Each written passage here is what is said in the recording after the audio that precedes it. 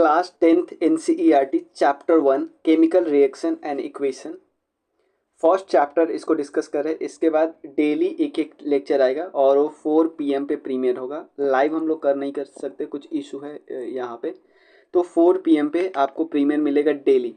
ठीक है, अभी आज तो एक वीडियो आएगा, हम लोग देखते हैं। अगर हम लोग कोशिश करें कि 2 वीडियो एक दिन में लाने का कोशिश करें, वो हम करेंगे, बट अभी एक वीडियो तो डेली आएगा ही आएगा। तो चलिए चैप्टर 1 डिस्कस करें, chemical reaction and equation. Chemical reaction क्या होता है? केमिकल रिएक्शन का सिंपल मतलब होता है कि एक सब्सटेंस, एक केमिकल सब्सटेंस से कोई दूसरा सब्सटेंस बनाना है, तो ये जो प्रोसेस होता है, इस प्रोसेस को हम केमिकल रिएक्शन बोलते हैं। जैसे एग्जांपल लेते हैं, आयरन पे जंग लगना यानी रस्टिंग ऑफ आयरन, मिल्क का दूध में कन्वर्ट हो जाना, ये भी एक केमिकल रिएक्शन है। फूड का, हमारे खाना जो खाते हैं उसका डाइजेस्ट होना भी एक केमिकल रिएक्शन है। रेस्पिरेशन भी एक केमिकल रिएक्शन है। तो जो नया सब्सटेंस बनेगा केमिकल रिएक्शन के बाद, वो ओरिजिनल सब्सटेंस से अलग प्रॉपर्टी होगा, क्योंकि तभी तो चेंज हुआ है। अगर दोनों का प्रॉपर्टी सेम रहता तो उस केमिकल रिएक्शन का मतलब ही नहीं कुछ होता। अब मान लो रिएक्टेंट और प्रोडक्ट क्या होता है। अगर कोई चीज, एग्जांपल ले लेते हैं, यहाँ पे एक एग्जांपल दिया है कि मैग्नीशियम, मैग्नीशियम में ऑक्सीजन को मिक्स करेंगे, मैग्नीशियम प्लस ऑक्सीजन को मिक्स करेंगे तो क्या बनेगा? MgO। तो मैग्नीशियम और ऑक्सीजन का रिएक्शन करेंगे तो ये बनेगा मैग्नीशियम ऑक्साइड। तो ये क्या होगा? जो शुरुआत में जिन जिन को मिलाया जाता है उसको रिएक्टेंट बोलते हैं। प्रोडक्ट उसको बोलते हैं जो फाइनली बनता है, फाइनली बना उसको क्या बोलते हैं? प्रोडक्ट बोलते हैं। तो मैग्नीशियम, अब यहाँ पे ऑक्सीजन आया कैसे? एक्चुअली यहाँ पे मैग्नीशियम को हम लोग क्या करते हैं? जलाते हैं, मैग्नीशियम को जलाते हैं। और आपको पता है कोई भी चीज को जलाने के लिए किस चीज का प्रेजेंस होना चाहिए? ऑक्सीजन का प्रेजेंस होना चाहिए। अब जलाने से पहले हम पता है क्या करते हैं? मैग्नीशियम को सैंड पेपर से अच्छे से साफ करते हैं। ये क्वेश्चन बन सकता है कि मैग्नीशियम को जलाने से पहले, एयर में, एयर के प्रेजेंस में जलाने से पहले हमको उसको साफ करना पड़ता है सैंड पेपर से। क्यों? क्योंकि एक्चुअली मैग्नीशियम के ऊपर एक प्रोटेक्टिव लेयर लग जाता है। प्रोटेक्टिव लेयर कौन सा होता है? Basic magnesium carbonate. तो पहले इसको साफ करके हटाना पड़ता है, तब जाके रिएक्शन होता है। और इस रिएक्शन में एक वाइट फ्लेम जनरेट होता है। तो मैग्नीशियम प्लस ऑक्सीजन का रिएक्शन करने से मैग्नीशियम ऑक्साइड बनता है और ये वाइट जो फ्लेम होता है वो जनरेट होता है, वाइट फ्लेम। और ये जो जलता है मैग्नीशियम ऑक्साइड, वो आपको राख टाइप का मिलेगा। ये पहले पेज में, बुक के पहले पेज में दिखाया भी गया है अच्छे से कि आपको जलाया जाता है एयर के प्रेजेंस में, तो ऑक्सीजन रिएक्ट कर जाता है किसके साथ? मैग्नीशियम के साथ, और मैग्नीशियम ऑक्साइड बना लेता है। सबसे पहले मैग्नीशियम को साफ करना पड़ता है। अब देखो, मैग्नीशियम एक मेटल है, हम सबको पता है, highly highly highly reactive metal है। अब मैग्नीशियम का एटॉमिक नंबर कितना होता है? 12 होता है। तो पहले ऑर्बिट में 2 इलेक्ट्रॉन, दूसरे ऑर्बिट में 8 इलेक्ट्रॉन, तीसरे ऑर्बिट में 2 इलेक्ट्रॉन। तो इसको 2 इलेक्ट्रॉन कैसे न कैसे करके बाहर करना है ताकि ये अच्छे से स्टेबल हो सके। स्टेबल तब होता है जब आउटर ऑर्बिट फुल हो। इसके बाद, अगर इसके बाद स्टेबिलिटी देखा जाए तो आउटर ऑर्बिट अगर हाफली फुल, हाफ हो, जैसे अगर 4 होता है तो फुल के बाद सबसे ज़्यादा स्टेबिलिटी कब होता है? जब 4 होता है। क्लियर? हाफ फुल हो तब ज़्यादा स्टेबल होगा। फुल सबसे ज़्यादा स्टेबल तो फुल होगा, उसके बाद का बात हम कर रहे हैं। तो इसके पास 2 बाहर करना है। तो और आपको पता है ऑक्सीजन का एटॉमिक नंबर कितना होता है? 8 होता है। तो ऑक्सीजन के पहले ऑर्बिट में 2, दूसरे ऑर्बिट में 6, तो ऑक्सीजन को 2 चाहिए, 2 चाहिए, और मैग्नीशियम को 2 देना है। तो इन दोनों के बीच रिएक्शन नहीं होता, किसके बीच होगा? चलो अब हम केमिकल रिएक्शन के कुछ कैरेक्टर देख लेते हैं। कुछ कैरेक्टर केमिकल रिएक्शन के होते वो देखते हैं।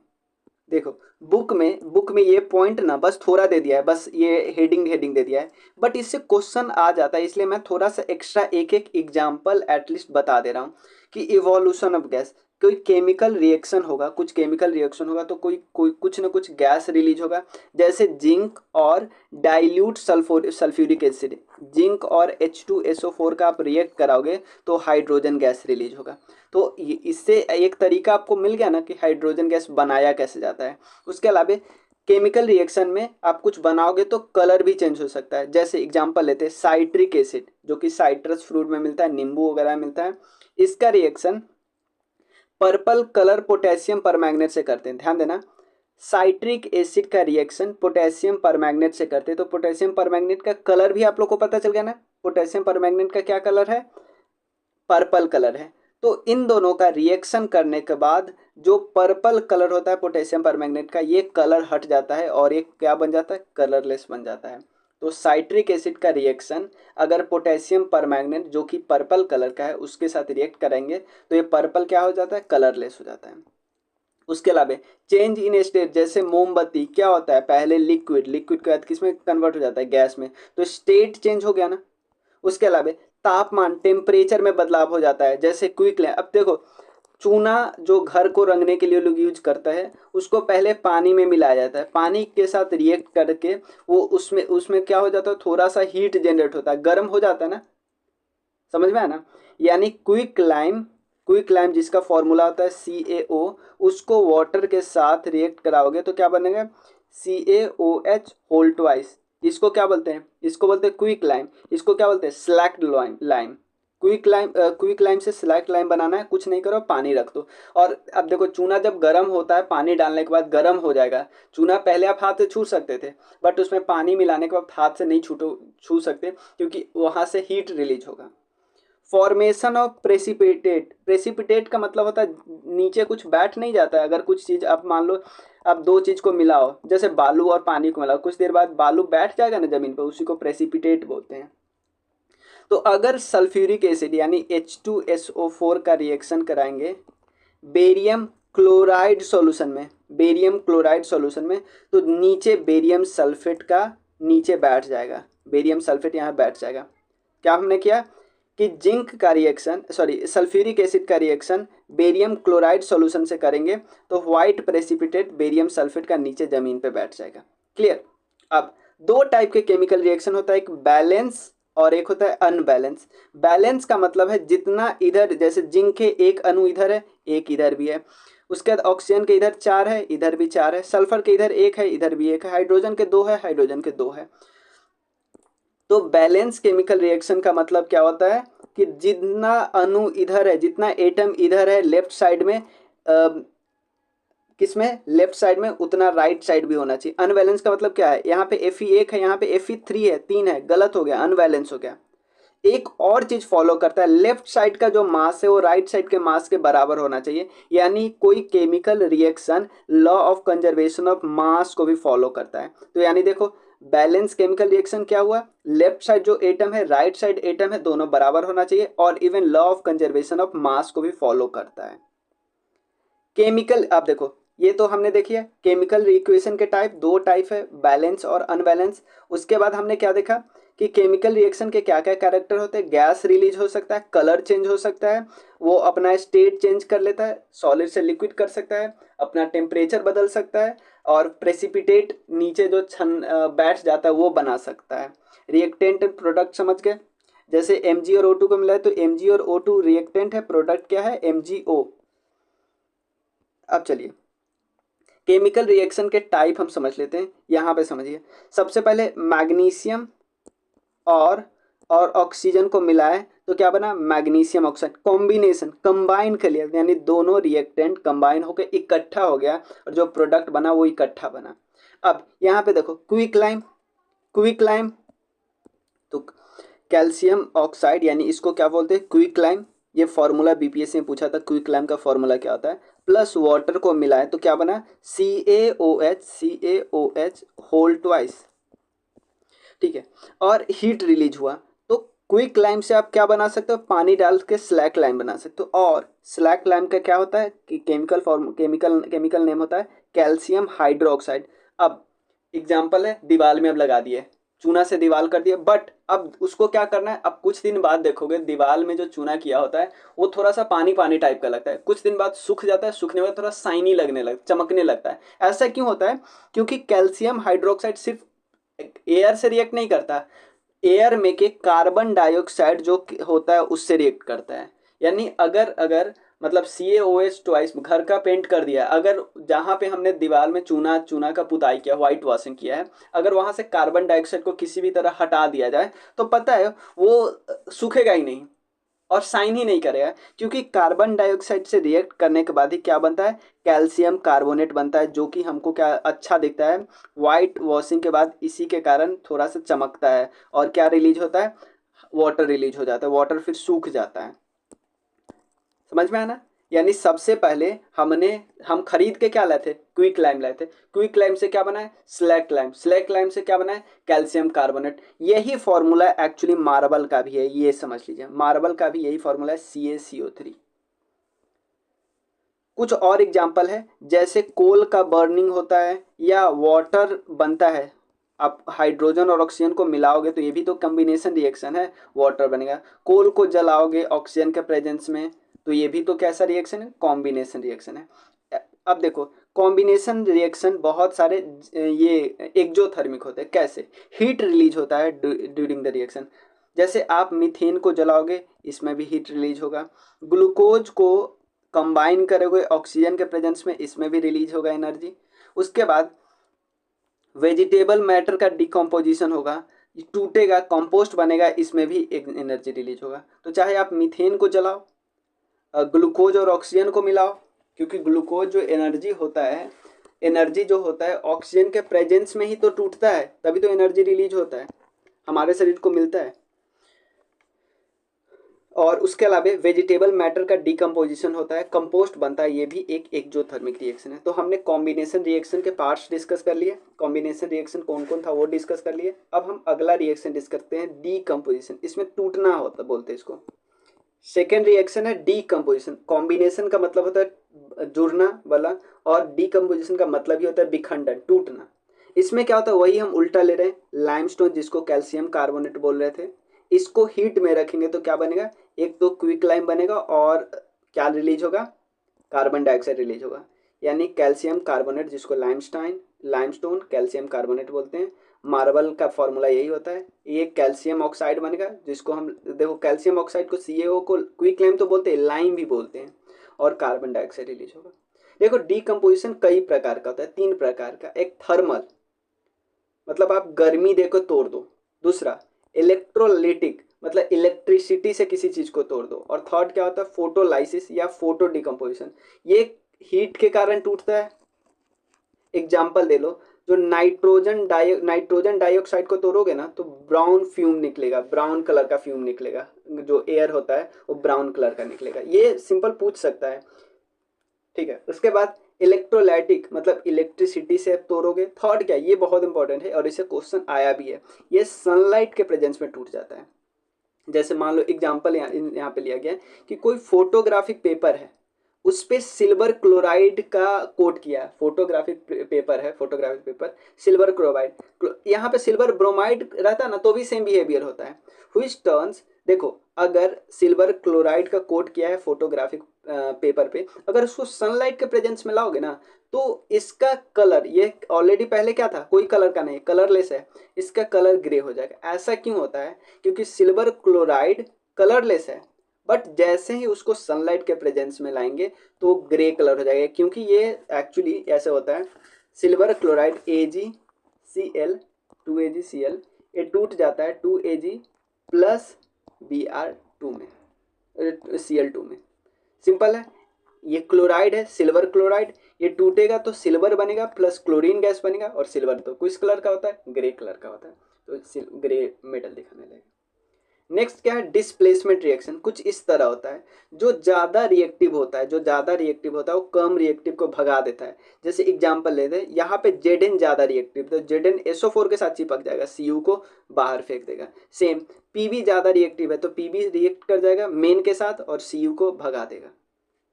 ठीक है, यहाँ पे वही लिखा है, zinc and lead are more reactive element than copper, they will displace copper from the compound, और खुद कंपाउंड के साथ चिपक जाएगा। अगला क्या है, डबल डिस्प्लेसमेंट रिएक्शन। ये तो सिंगल डिस्प्लेसमेंट हुआ, डबल क्या मतलब क्या हुआ, ये इसके साथ रिएक्ट हो जाएगा, ये इसके साथ रिएक्ट हो जाएगा।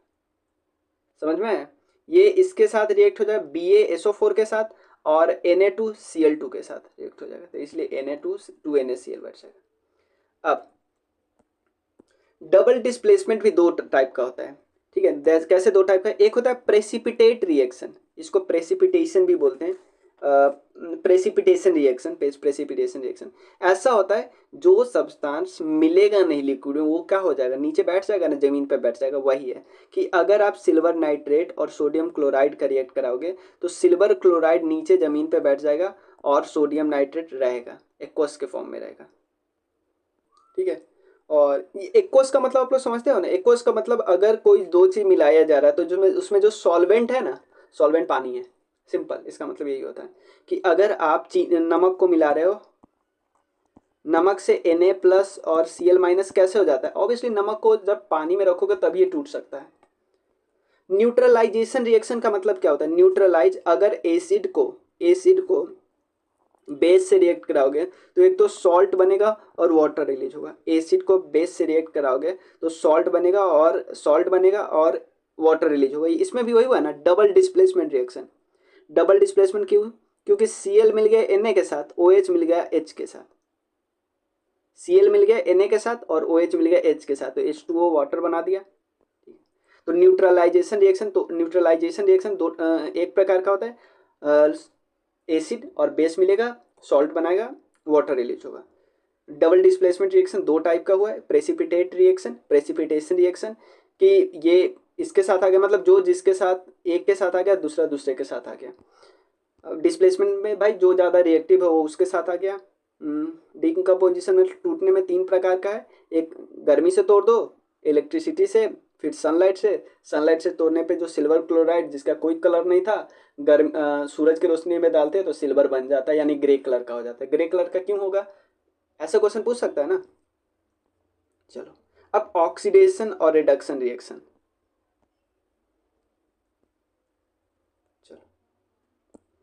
चलिए सबसे पहले ऑक्सीडेशन का डेफिनेशन डिस्कस करते हैं। ऑक्सीकरण, अगर ऑक्सीजन का एडिशन हो रहा है, ऑक्सीजन का एडिशन या नॉन मेटालिक एलिमेंट का एडिशन, या तो ऑक्सीजन का एडिशन या कोई नॉन मेटालिक मतलब नॉन मेटल एलिमेंट है उसका addition, removal of electron, electron का रिमूवल हो रहा है, उसके बाद हाइड्रोजन या मेटालिक एलिमेंट का रिमूवल हो रहा है, और तो इस सारे प्रोसेस को क्या बोलेंगे, ऑक्सीडेशन। और ऑक्सीडेशन होने के बाद जो एलिमेंट बनेगा वो उसको हम नहीं बोल सकते ऑक्सीडाइज एलिमेंट है, ऑक्सीडाइज हो गया ये। जैसे एग्जांपल ले लेते हैं, एक एग्जांपल यहाँ पे दिया हुआ है,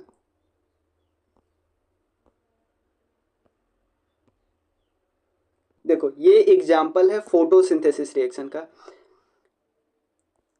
एयर से क्या ले लिया, कार्बन डाइऑक्साइड, नीचे से वाटर ले लिया रूट के थ्रू, उसके बाद ओस्मोसिस के थ्रू, और ये सनलाइट के प्रेजेंस में एक तो एनर्जी यानी ग्लूकोज बना और दूसरा ऑक्सीजन रिलीज हुआ। तो इसमें हुआ क्या है, देखो ऑक्सीजन यहाँ पे कितना है 12, यहाँ पे ऑक्सीजन क्या है 6, यानी ऑक्सीजन का रिमूवल हुआ है। तो इसको हम क्या बोलेंगे, ऑक्सीजन का एडिशन ऑक्सीडेशन, ऑक्सीजन का रिमूवल रिडक्शन बोल सकते हैं, ऑक्सीजन का रिमूवल रिडक्शन। अब यहाँ पे कितना हुआ ऑक्सीजन, इसमें यहाँ पे कितना ऑक्सीजन है 6 ऑक्सीजन है, यहाँ पे क्या है 12 ऑक्सीजन है, यानी ऑक्सीजन बना, ऑक्सीजन बढ़ा, यानी इसको क्या बोलेंगे ऑक्सीडेशन। यानी इस इक्वेशन में, इस रिएक्शन में रिडक्शन भी होता है और ऑक्सीडेशन भी होता है, तो इसको हम रेडॉक्स रिएक्शन बोलेंगे। ऐसा रिएक्शन जिसमें ऑक्सीडेशन रिडक्शन दोनों होता है उसको रेडॉक्स रिएक्शन बोलते हैं। एक और चीज आप लोग को साथ साथ याद रख लो कि आपसे पूछा जाएगा फोटोसिंथेसिस प्रोसेस में जो एनर्जी बनता है वो किस चीज से बनता है, CO2 से बनता है। वाटर जो ऑक्सीजन रिलीज होता है वो कहाँ से रिलीज होता है, वो H2O से बनता है। ये भी क्वेश्चन आपसे पूछा जा सकता है। चलिए, तो ऑक्सीडेशन का मतलब समझ गए, या तो ऑक्सीजन का एडिशन या तो नॉन मेटालिक एलिमेंट का एडिशन, रिमूवल ऑफ इलेक्ट्रॉन या देखो, और या रिमूवल ऑफ हाइड्रोजन या मेटालिक एलिमेंट, इसको हम ऑक्सीडाइज बोलेंगे। उल्टा कर दो आप, एडिशन ऑफ ऑक्सीजन को क्या कर लो, रिमूवल ऑफ ऑक्सीजन कर दो, ये वाला पॉइंट यहाँ पे addition of electron, removal of hydrogen वाले को एडिशन ऑफ हाइड्रोजन, उल्टा हो जाता है। ठीक है, अब एक और चीज, बहुत अच्छा पॉइंट है, किसी को अगर आप ऑक्सीडाइजिंग एजेंट बोलते हैं, एजेंट क्या काम करता है, आप अपना ऑक्सीडेशन करेगा नहीं भाई, जो ऑक्सीडाइजिंग एजेंट है वो दूसरे का ऑक्सीडेशन करेगा, दूसरे का। अब भाई दूसरे के ऑक्सीडेशन के करने के चक्कर में खुद का रिडक्शन कर लेता है। दूसरे को आप ऑक्सीजन दोगे, ऐड करवाओगे, तो अपने में से ऑक्सीजन दोगे ना, सिंपल समझ रहे हो, दूसरे को ऑक्सीजन ऐड करवाओगे यानी उस दूसरे का ऑक्सीडेशन होगा, तो खुद का रिडक्शन हो रहा है ना, खुद से ऑक्सीजन जा रहा है, तो इसका मतलब ऑक्सीडाइजिंग एजेंट खुद का क्या करता है, रिडक्शन। रिड्यूसिंग एजेंट खुद का क्या करता है, ऑक्सीडेशन। अगर दोनों एक रिएक्शन में होता है तो इस रिएक्शन को हम रेडॉक्स रिएक्शन बोलेंगे। चलो, एक्जोथर्मिक रिएक्शन और एंडोथर्मिक रिएक्शन। एक्जोथर्मिक ऐसा रिएक्शन होता है जिससे एनर्जी रिलीज होती है, जैसे क्विक लाइम जिसको कैल्शियम ऑक्साइड बोलते हैं, उसमें वाटर को रिएक्ट कराएंगे तो कैल्शियम हाइड्रोक्साइड जिसको स्लेक्ट लाइन बोलेंगे और एनर्जी रिलीज होगा। ये सब आप देख चुके हो, सिंपल। चूना को पानी में घुलाओ, थोड़ा सा हीट देना, हाथ नहीं डाल सकते भाई, हाथ जल जाएगा। एंडोथर्मिक का मतलब जिसमें आपको हीट देना पड़ेगा उस रिएक्शन में, जैसे कैल्शियम कार्बोनेट सॉलिड है, उसमें हीट दो तब जाके कैल्शियम ऑक्साइड बनेगा और कार्बन डाइऑक्साइड रिलीज होगा।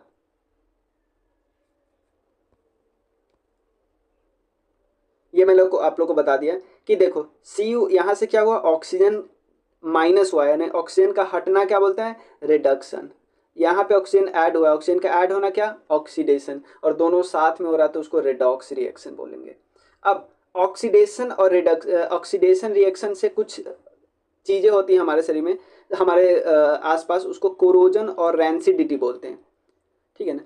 कोरोजन का मतलब क्या होता है, एक्चुअली जो रस्टिंग होती है ना वो कोरोजन का ही एक प्रकार होता है। कोरोजन का मतलब क्या होता है कि मेटल से कुछ ऐसा अनडिजायरेबल, मतलब कि मान लो एग्जाम्पल लेते हैं, लोहा का रॉड है, उससे आपको जंग बन रहा है, कुछ अनडिजायरेबल कंपाउंड बन रही है, क्योंकि वो मेटल रिएक्ट कर जा रहा है ऑक्सीजन से, वाटर से, एसिड से या गैस से, जो कि एटमोस्फेयर में प्रेजेंट है, इसको कोरोजन बोलते हैं। जैसे एग्जांपल है रस्टिंग ऑफ आयरन, क्योंकि आयरन रिएक्ट कर लेता है ऑक्सीजन और मॉइस्चर से और एक रेड सब्सटेंस बन जाता है, उसको रस्ट बोलते हैं। देखो जब भी रस्टिंग होती है ना, तो पहले आयरन का जो वेट होता है ना, वेट, आयरन का वेट शुरुआत में इंक्रीज होता है, फिर बाद में वेट वेट डिक्रीज होता है, ये ध्यान रखना है आप लोगों को।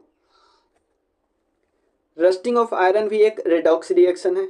Rusting weakens the iron and steel object and structure such as railing, car bodies, bridge, ship, इस सब को क्या करता है, इसके लाइफ को कम करता है भाई।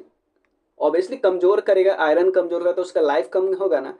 तो आप क्या करोगे बचाने के लिए, क्या करोगे भाई, आयरन मॉइस्चर से रिएक्ट कर रहा था, आयरन एयर से रिएक्ट कर रहा था, उस रिएक्शन को ही रोक देते, यानी आयरन पे हम पेंटिंग कर देते, आयरन पे ग्रीजिंग और वायलिंग लगा देते, गैल्वेनाइजेशन कर देते। ये सबसे क्या होता है, आयरन का रिएक्शन ही रोक देंगे, रिएक्शन रोकेंगे तो रस्टिंग ही नहीं होगा। अब चलिए, ये कुछ एग्जाम्पल है कोरोजन ऑफ कॉपर। सिंपल आपको याद रखना है, कॉपर का कोरोजन होगा तो ग्रीन कलर आ जाएगा, सिल्वर मेटल का कोरोजन होगा तो ब्लैक कलर आ जाएगा, बस ये ध्यान रखना है। कॉपर ऑब्जेक्ट जो होता है ना, अपना जो चमक और साइन ये सब खो देता है अगर उस पर ग्रीन कोटिंग आ जाता है। कब ग्रीन कोटिंग एक्चुअली होता किस चीज़ का है, कॉपर कार्बोनेट का होता है। कॉपर कार्बोनेट जब उसको एयर में एक्सपोज करते रहते हैं, ठीक है। सेम सिल्वर मेटल भी ब्लैक कलर का हो जाता है, थोड़ा डल कलर हो जाता है। क्यों, क्योंकि सिल्वर पे भी कौन सा क्या बन जाता है, कौन सा कंपाउंड, ये पूछ सकता है कि किस कंपाउंड के बनने के कारण सिल्वर काला हो जाता है। जैसे कॉपर तो कॉपर कार्बोनेट के बनने के कारण, सिल्वर सिल्वर सल्फाइड के बनने के कारण। अब रैंसिडिटी क्या होता है, किसी खाने का कोई खाने में फैट और ऑयल है तो उसको अगर हवा में छोड़ दोगे बहुत समय के लिए तो उसका टेस्ट, उसका सुगंध, ये सब खत्म हो जाएगा, इसको बिगड़ जाएगा, इसको रैंसिडिटी बोलते हैं। ऐसा इसीलिए होता है क्योंकि उस फैट और ऑयल जो प्रेजेंट होता है फूड में उसका ऑक्सीडेशन हो जाता है, ऑक्सीजन ऐड हो जाता है, यानी ऑक्सीडेशन हो जाता है। तो आप रैंसिडिटी को कैसे रोकोगे, खाने में एंटीऑक्सीडेंट मिला दोगे, वैक्यूम पैकेजिंग करोगे, यानी जो चिप्स का होता है उसमें आप क्या डाल दे रहे हो, नाइट्रोजन डाल दे रहे हो, जिससे वो फूला दिख रहा है, ठीक है ना। इसके कारण वो खराब नहीं हो रहा है। एयर को नाइट्रोजन से मैंने बता ही दिया, अगर क्योंकि नॉर्मल एयर रखते ना उस चिप्स के पैकेट में, नॉर्मल एयर रखते तो ऑक्सीडेशन कर जाता ना, इसलिए नाइट्रोजन रखना पड़ा। रेफ्रिजरेशन करते हैं फूड स्टफ का, जो खाना का है ना उसको रेफ्रिजरेटर में रखते हैं। तो ये पहला चैप्टर हमारा कंप्लीट हो गया। मिलते हैं नेक्स्ट चैप्टर में। नेक्स्ट चैप्टर हमारा क्या है, मैं एक बार देख ले रहा हूँ। नेक्स्ट चैप्टर है एसिड, बेस एंड सॉल्ट, ठीक है। Thank you. NCERT जोन को सब्सक्राइब जरूर कीजिएगा, डिस्क्रिप्शन सेक्शन देख लीजिए, लिंक वगैरह मिल जाएगा टेलीग्राम ग्रुप में जुड़ने के लिए। Thank you.